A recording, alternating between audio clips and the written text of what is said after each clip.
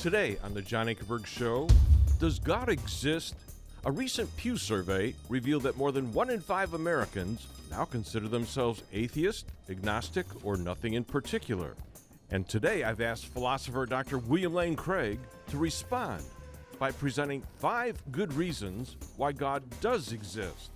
Dr. Craig is considered by many to be the top Christian philosopher of our generation and has debated many of the new atheists in some of the leading universities around the world.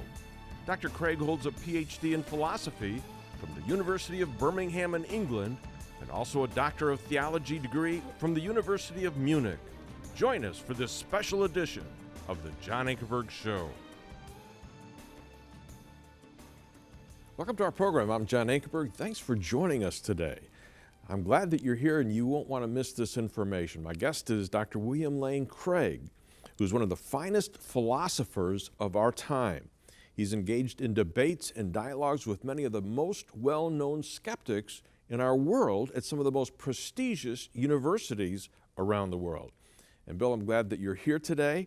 And many of your debates with leading atheists have entered on such topics as atheism versus Christianity, or does God exist, or what good evidence is there to think that God exists?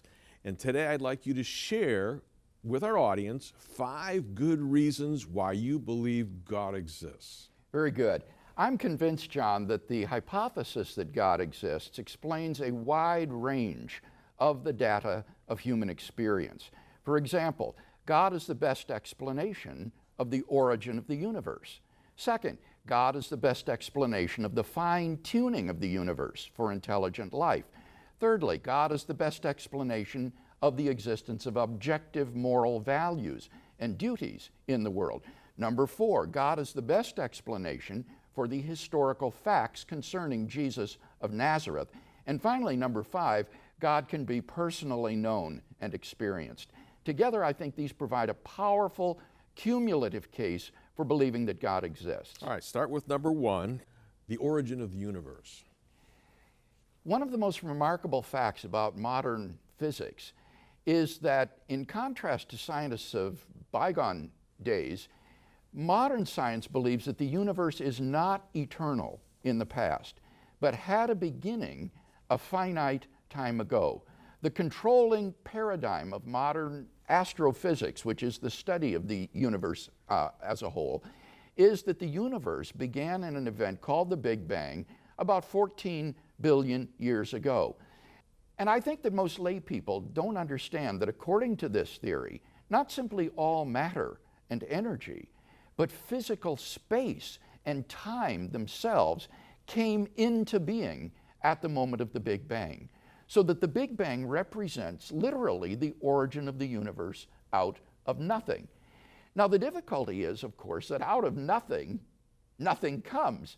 To say that the universe just popped into being uncaused out of nothing would be worse than magic. When a magician pulls a rabbit out of the hat, at least you've got the magician, not to mention the hat. But on atheism, you have to say that the universe just popped into being uncaused out of absolutely nothing, which is surely absurd.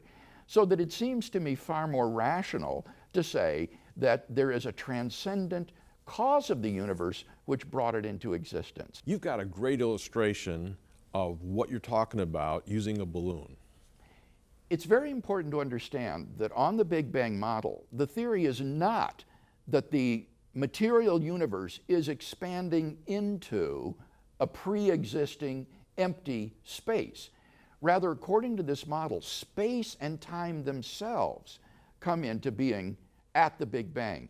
And a very good way to visualize this is by imagining a balloon with buttons pasted onto the surface of the balloon. Now, the buttons are glued in place, so they don't move relative to the surface of the balloon. But as you blow up the balloon, the buttons will get further and further and further apart because the surface of the balloon is expanding. Now, the surface of the balloon is just like our three-dimensional space. As space expands, the galaxies get further and further and further apart. Now, this has the radical implication that as you trace the expansion back in time, they get closer and closer and closer together until at some point in the finite past, the entire universe is contracted down to a single point before which it literally did not exist. So that the controlling paradigm of contemporary cosmology is that the universe began to exist out of nothing about 14 billion years ago. Yeah, and I think that lay people pick up on the web, and they pick up when they're reading some of the scientific journals and even pop literature, is that philosophers of science are saying, stay tuned, because really, instead of nothing, this nothing is really something. And that's not what the theory is really saying. Explain that. There has been a great deal of misinformation in popular press and television shows about quantum mechanics with regard to the origin of the universe. It's said that in quantum mechanics you can get particles that fluctuate into existence out of the quantum vacuum, and that therefore it is true that something can come into being from nothing, and so you can get the universe coming into existence without a cause from nothing. What these persons fail to explain is that the quantum vacuum in physics is not nothing. It is not what the layman thinks of as a vacuum. The quantum vacuum is a sea of energy, a sea of violent activity governed by physical laws. It is most emphatically not nothing. So that even if the early stages of the universe during the first split second of its existence is characterized or described by a quantum mechanical vacuum, that is not the origin of the universe out of nothing. And the point is that that quantum vacuum state cannot have persisted to infinity past. It had a beginning, and therefore we're thrust into the question of why did the origin of the universe occur? What brought the universe into being? Why is this a good reason that God exists? Well, what it points to is a transcendent cause of the physical universe. And when you reflect on what properties such a cause would have to have, a number of very theologically significant attributes fall out. For example, this would have to be an uncaused being. It would have to be non-physical and immaterial because it created all the matter in the universe. It would have to be non-temporal, that is to say timeless, because it created time as well as space. It would therefore have to be changeless. It would have to be enormously powerful in order to bring the universe into existence. And moreover, I would argue this being is also plausibly personal as well. Now, why is that? Well, it's the only way you can explain how to get a temporal effect with a beginning from a permanent, timeless cause that has existed eternally. If the cause were just an impersonal set of mechanically operating conditions, then once the sufficient conditions are given, the effect has to be given as well. If the conditions are there permanently from eternity, the effect would have to be there permanently. Yeah, you got a great illustration using water freezing. Yes. Take water, for example. The cause of water's freezing is the temperature being below 0 degrees Celsius.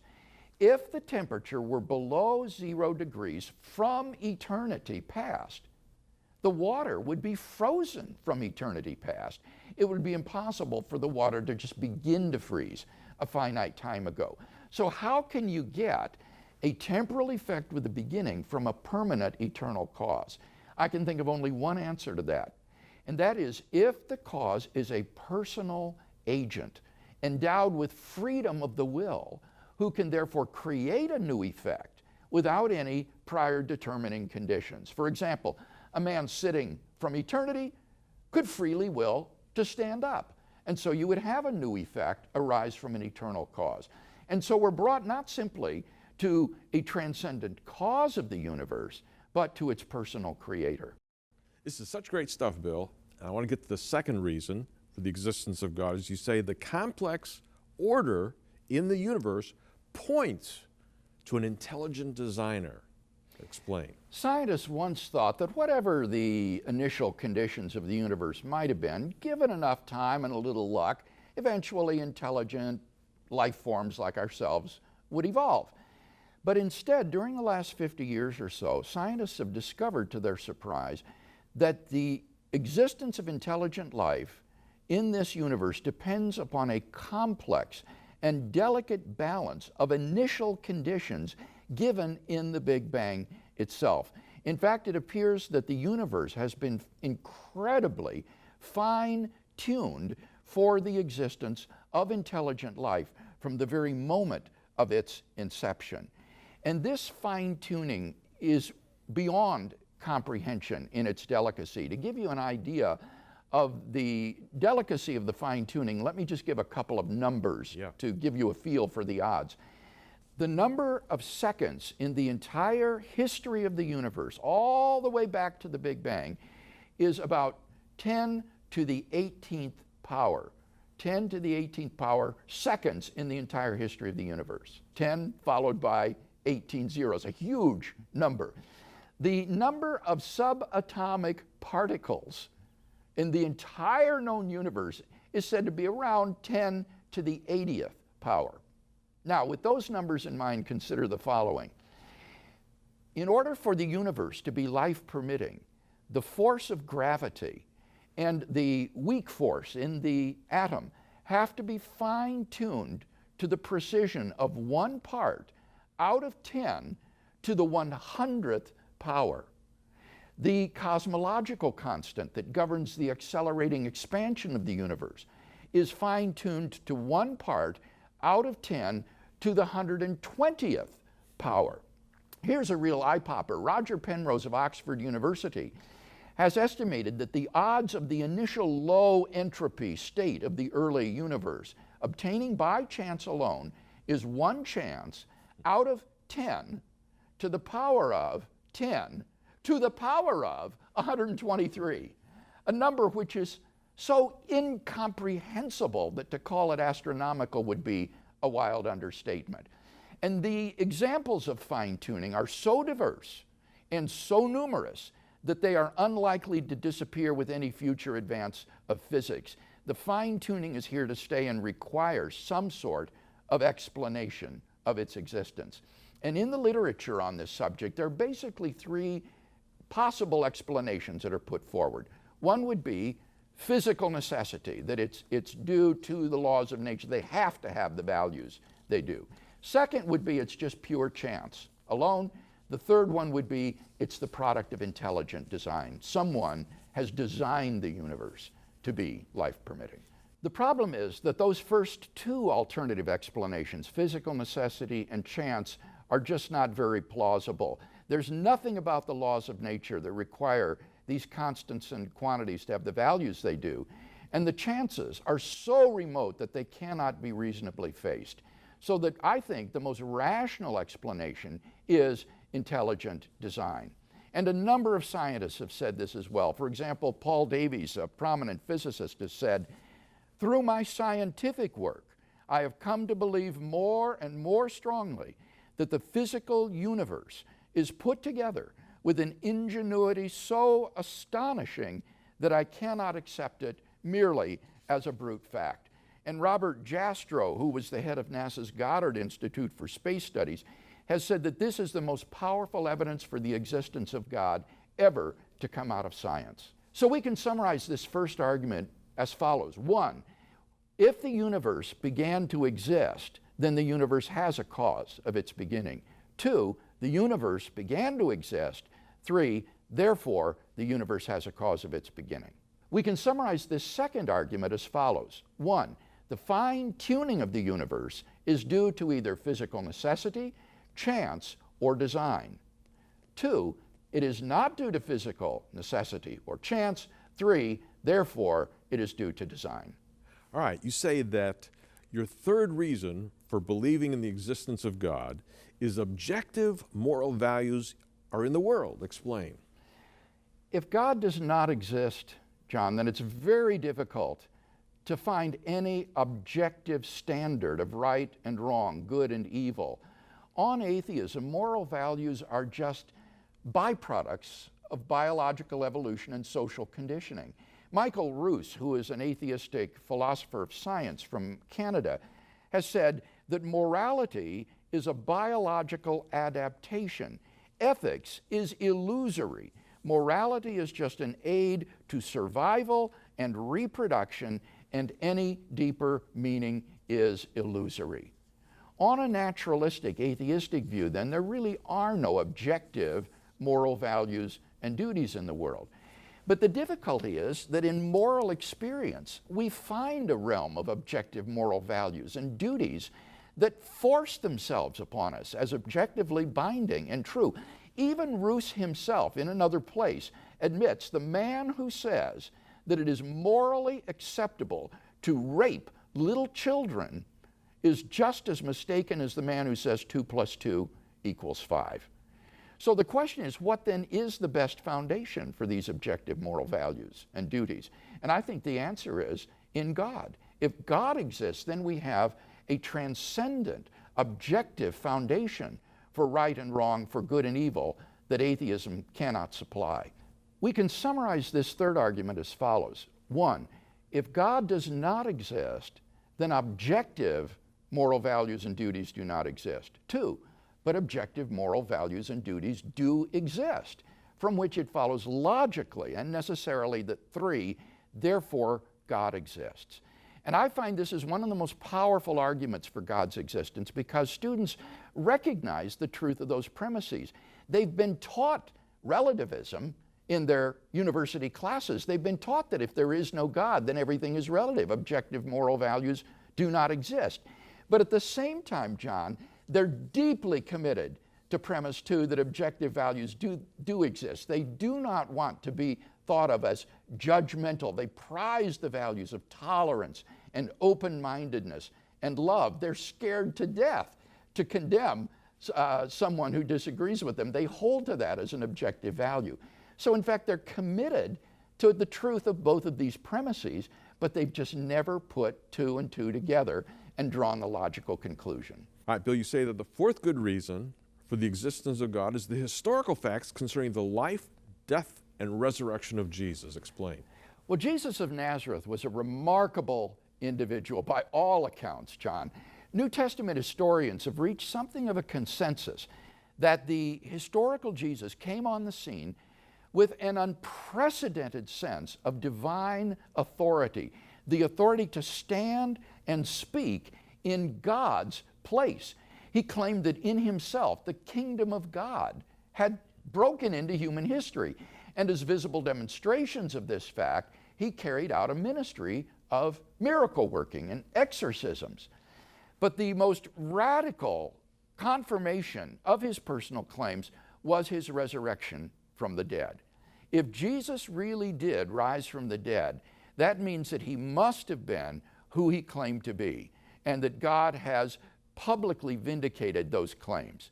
Now, I realize that most people think the resurrection of Jesus is something you just believe in by faith. But in my doctoral studies at the University of Munich on this subject, I was surprised to find that there are actually 4 established facts which are agreed to by the wide majority of New Testament scholars today, which I think are best explained by the fact of Jesus' resurrection. What are they? Number 1 is that following his crucifixion, Jesus of Nazareth was laid in a tomb by a member of the Jewish high court named Joseph of Arimathea. Secondly, that tomb was then discovered empty by a group of Jesus' women followers on the Sunday morning following his crucifixion. Thirdly, thereafter, different individuals and groups of people under a variety of circumstances and at different locales saw appearances of Jesus alive from the dead. And number 4, that despite every predisposition to the contrary, the original disciples suddenly and sincerely came to believe that God had raised Jesus from the dead.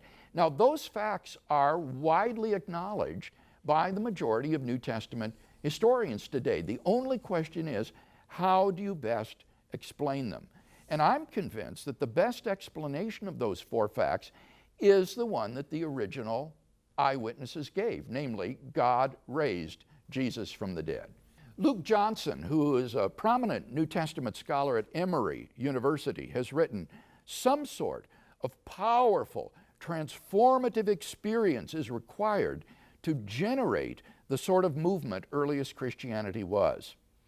And N.T. Wright, who is a prominent British scholar, has concluded, that is why, as a historian, I cannot explain the rise of early Christianity unless Jesus rose again, leaving an empty tomb behind him. So we can summarize this argument as follows. Number one, there are 4 established facts concerning Jesus of Nazareth: his honorable burial, his empty tomb, his post-mortem appearances, and the origin of the disciples' belief in Jesus' resurrection. Number 2, the best explanation of these facts is the hypothesis God raised Jesus from the dead. Number 3, the hypothesis God raised Jesus from the dead entails that God exists, for therefore God exists. I believe you say the 5th reason for people believing in the existence of God is the personal experience of God. What do you mean? This 5th reason isn't really an argument for God's existence. Rather, it's the claim that you can know that God exists wholly apart from arguments, simply by personally experiencing Him. This was the way that people in the Bible knew God. As Professor John Hick has said, for them, God was not an idea adopted by the mind, but an experienced reality which gave significance to their lives. Now, if that is the case, then there's a real danger that arguments for God's existence could actually distract us from God Himself. We mustn't be so focused on the arguments that we fail to hear the inner voice of God speaking to us in our own hearts. For those who listen, God becomes a personal reality in their lives. The Bible promises, draw near to God, and He will draw near to you. And so we mustn't just focus on the arguments. We also need to draw near to God and to seek His face. For those that have never even considered that before and are considering it now, what would you advise them to do? I'd encourage them to do what I did as a non-Christian when I first heard this message. First, I would begin to pray. I would encourage them to kneel by their bedside at night alone and talk to God and say, God, if you're there, show yourself to me. I want to know you if you are there, and to consistently be involved in prayer of that sort. Secondly, I'd encourage them to get a copy of the New Testament and begin to read the life of Jesus in the Gospels. And as you read these gospel stories of Jesus, ask yourself, who was this man? Could he really have been who he claimed to be? Could he really have been God incarnate who came to die for my sins so that I could come into a personal relationship with God? And I believe that if people will pursue that path, that it will lead them to God, and they will find God in the same way that I did. Now, for those who have come to the point where they are convinced that God exists and has revealed Himself in Jesus and has raised Jesus from the dead to show who He was, then I'd encourage them to make a commitment of their lives to Christ as their Savior and Lord. They can go to God in prayer and say something like this: God, I believe that you exist and that you've revealed yourself in Jesus and raised Him from the dead. And right now, in the best way I know how, I want to invite you to come into my life, forgive my sins, change my life, and make me into the kind of person that you want me to be. I want to be a disciple of Jesus and to follow Him. Change my life, and I'm trusting you to do that right now. Amen. And if they'll pray a prayer like that, God will hear that prayer, come into their life, and begin to transform them from the inside out to make them into the sort of person that God wants them to be. Folks, isn't that what you want to do right now, deep down in your heart? I hope that you will consider that and don't let something get in the way. If God is speaking to you, if you feel that God is close to you, kneel and pray that prayer and see what God does in your life.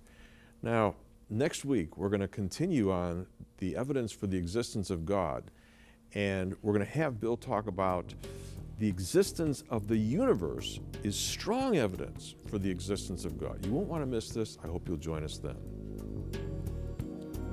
Stay tuned for scenes from next week's program. If you would like to have all of the information in our new series, Does God Exist? Arguments for the Existence of God, with philosopher Dr. William Lane Craig. It is available now on DVD. In this series, he answers the questions: what difference does it make if God exists or not? What would the implications be if God did not exist? Then he presents 5 good reasons why God does exist. And he explains why the origin of the universe is strong evidence, both scientifically and philosophically, for the existence of God. Finally, he addresses the problem of evil and suffering, which says, if God is all-loving and all-powerful, then he wouldn't allow evil and suffering to exist. But evil does exist. Therefore, God does not exist. Dr. Craig explains how to answer both the intellectual and emotional parts of this argument. All 4 programs in this important series are available on DVD for a gift of $49. Then we taped a second series with Dr. Craig entitled, The Case for the Life, Death, and Resurrection of Jesus. In this series, he answers the questions: how do we know that the gospel records about Jesus' life are historically trustworthy? And how do we know that the writers didn't just make up the sayings and stories about Jesus? Then, who did Jesus think himself to be? Did Jesus really claim to be the Messiah and the unique Son of God? What 4 historical facts, accepted by a wide spectrum of New Testament scholarship today, lead to the conclusion that Jesus really did rise from the dead? The 3 programs in this series are available on DVD for a gift of $39. And finally, these 2 series are available together for a gift of $88. Or you may go to our website at jashow.org and order them as a digital download for $35. And you may order this special package now by calling us at 1-800-805-3030. That's 1-800-805-3030. And you may call that same number any day this week, 24 hours a day. Or you may order these materials at our website at jashow.org. And then, those of you who live in Canada may call us at 1-866-746-5803. And our Canadian website is jashow.ca. And when we receive your gift, we will send you a receipt and a personal thank you.